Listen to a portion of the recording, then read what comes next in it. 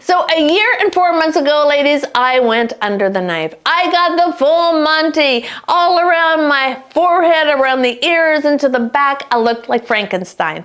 I also kept a very detailed video diary, day to day, of the progress. And I just recently looked back over some of that footage. And now that I'm out the other end, I thought it was a good time to sit back and say, would I ever do that again? Do I have any regrets?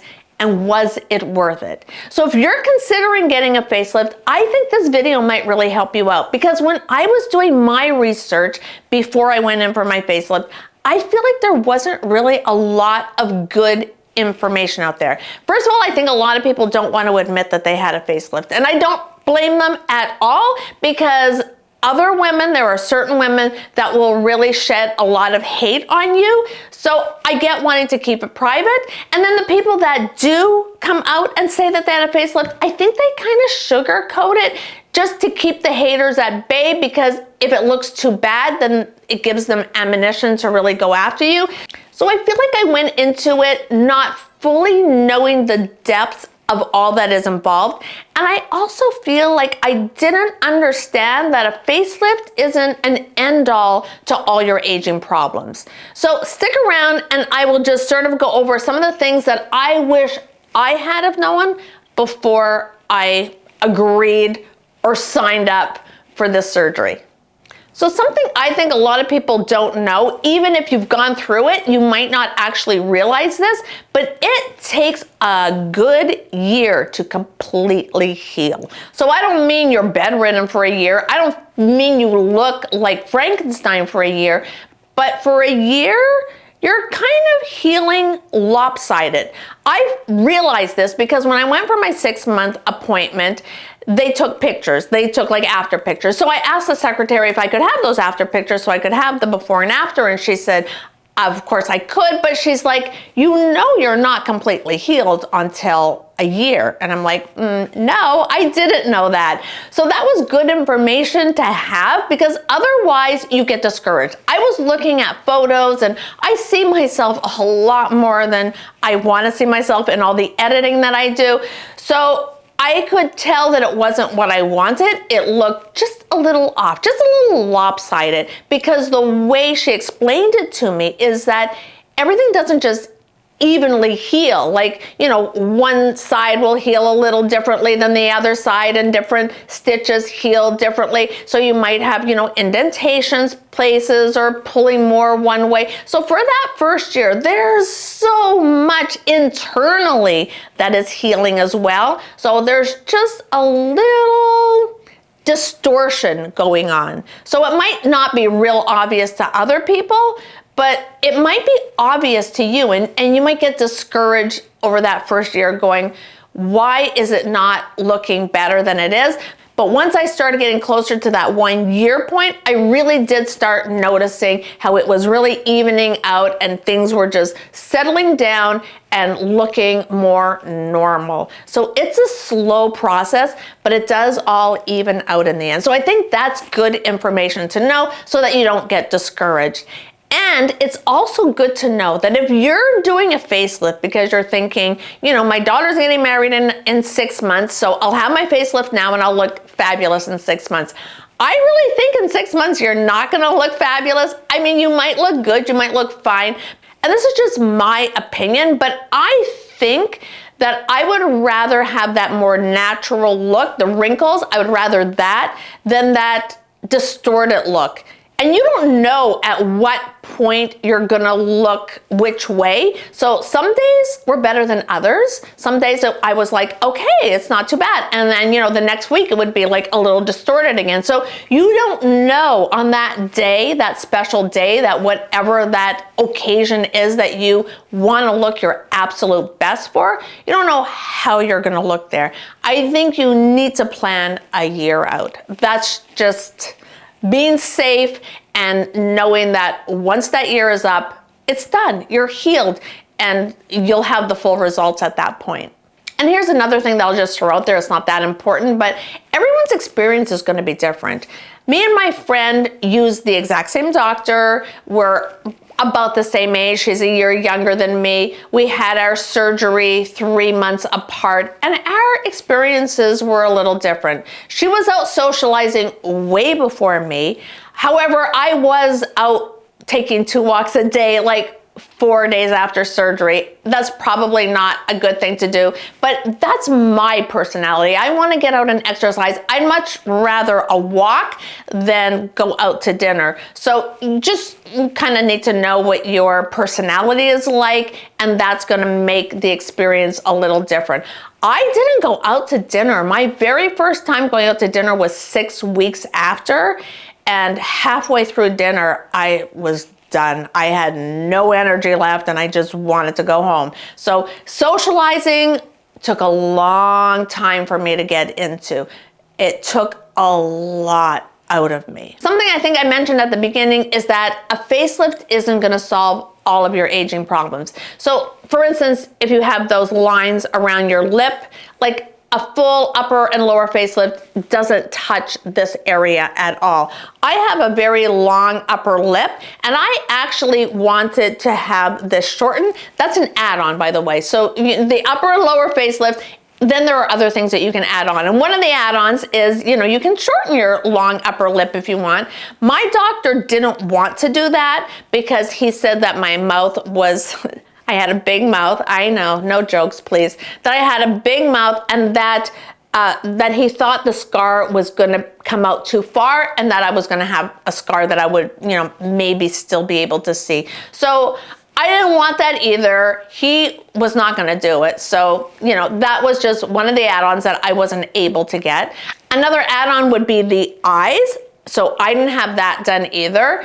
The reason I didn't have that done was this doctor couldn't do it because I have very droopy lower lids here. So if he had done it, I could have ended up with one of those eyes, which, when you try to go to sleep, your eyes never really close. That's kind of a common thing that sometimes happens. So really choose your doctor wisely, that they won't just throw all the add-ins on just because you're willing to pay for it. So find a doctor that's going to be like, I won't do that because I don't think the outcome will be good. So if I had wanted to get that done, I would have had to go to a special eye doctor where they tighten up the muscle so that that droopy thing won't happen. And another thing that happens a lot to us older women is that we get that peanut head where the temples go in, especially if you're thin, that will happen a lot. So after the surgery, it was very, very obvious that my temples were really in. So I asked my plastic surgeon, I don't like the look of this. So he's like, well, just get filler. So I'm like, really? I just had an entire facelift and now I have to go for filler. So just know that a facelift doesn't do it all. There's still going to be things you're going to have to do if you want to do them. I mean, I didn't have to get the filler here, but it just looked weird. So I did get that filler done. And ladies, it's a big surgery. I think because it's an elective surgery, people like to downplay the severity of it, but it's serious. It's a serious surgery, and things can go wrong. In my situation, 10 days after my surgery, something happened. It was a family issue that was very emotional to me. I mean, I couldn't stop my emotions, and as I was given this news, which was extremely upsetting to me, I could instantly feel the entire side of my face seize up. I mean, my stomach went into a knot. I knew it was bad. I knew something bad had happened in that instant to my face. I looked in the mirror. It had swollen up 2 or 3 times the size. I called my doctor immediately. I sent him pictures. He told me to come in immediately. He got me into the surgery room and he tried to drain as much of the fluid out, but it was mostly all under the muscle. So he said, your body will absorb it. It's not going to change the outcome of your facelift, but he's like, it's just going to prolong the healing. It's just going to take longer. And he's like, going forward, you cannot let yourself get upset. I had to start taking my blood pressure twice a day. I had to somehow really keep myself calm. I actually started doing breath work. So good things did come out of it because I started doing breath work. I love Wim Hof, do that every day. I was doing that twice a day just to keep my blood pressure down and stay calm. I mean, these are real life things that you can't anticipate. And when they do happen, I mean, we're emotional human beings. How do you stop yourself from being upset by an upsetting situation? So I had to really learn how to stay calm, not let myself get upset. And it scared me a lot because it really was disturbing to know how easily your body can be affected just by your emotions. I mean, I was doing everything right. I was staying in bed. I was being careful. And then that happened. So it's a serious surgery. Don't go into it thinking it's just some little cosmetic procedure. It is not. It's the real deal, and bad things can happen. So go into it knowing that. So the questions I asked myself, was it worth it? I mean, I'm happy with the results. I think I look my age, only like a fresher version. So I'm happy with that. That's where your doctor is gonna come into play, finding that doctor that isn't really into pulling everything really tight, because that, just looks weird. And that might be you too. If you go in and you're like, I'm spending all this money, make sure that it's pulled tight. I mean, think about it. Do you really want that? Because the rest of your body is not gonna match. So, my body looks like a 61-year-old woman, so I just wanted my face to have that fresher 61-year-old woman look. And I'm happy with it. So was it worth it? Yeah, I think it was worth it. And then do I have any regrets? I mean, not really. I mean, I wish I didn't still have the long upper lip, but I mean, I really would have regretted if I had like a big scar there. So I guess I don't have regrets. So I guess here's the big question. Would I do it again? And the answer is absolutely no. I will never do this again. I mean, I'm glad it's over with. I am glad I did it because I do like the results, but I'm never doing this again. It was way too much downtime.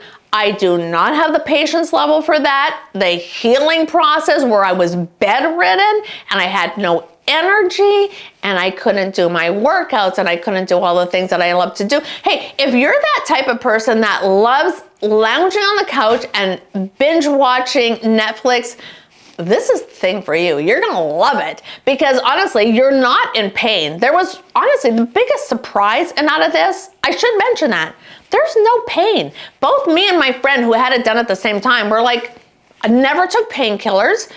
It just didn't hurt. And I mean, you look like Frankenstein. So you would think that the pain would be awful, but there was no pain. So that wasn't it, but it sucked the life out of me. It might be because I was 60, so when you're older, it's probably gonna take you longer to recover. I think the sweet time to get a facelift is like late 40s, early 50s. That's really the sweet time. So I probably waited too long, but the recovery was too much for me. And going forward, I'm only getting older. So no, we'll never do this again. And if you have any questions on things I didn't cover and you want to ask, but you don't want to put it in the comments, private message me. I'm happy to answer any questions, and I totally understand if you want to keep it private. And if there are people out there that are watching this video that are absolutely against facelifts, and I don't know why you would watch this video if you were, but I totally respect you. I think aging naturally is beautiful. That's not me. I like to do stuff like this. So the respect I give you for aging gracefully and beautifully, I would ask that you would give me that same respect. And that's it for today, ladies. Thank you so much for hanging out with me. I hope that if you are considering a facelift, this helped you in some way. And like I said, just ask me anything you want, and we will definitely keep it just between the two of us if that's what you want to do. But until next time, I love you guys so much. Bye.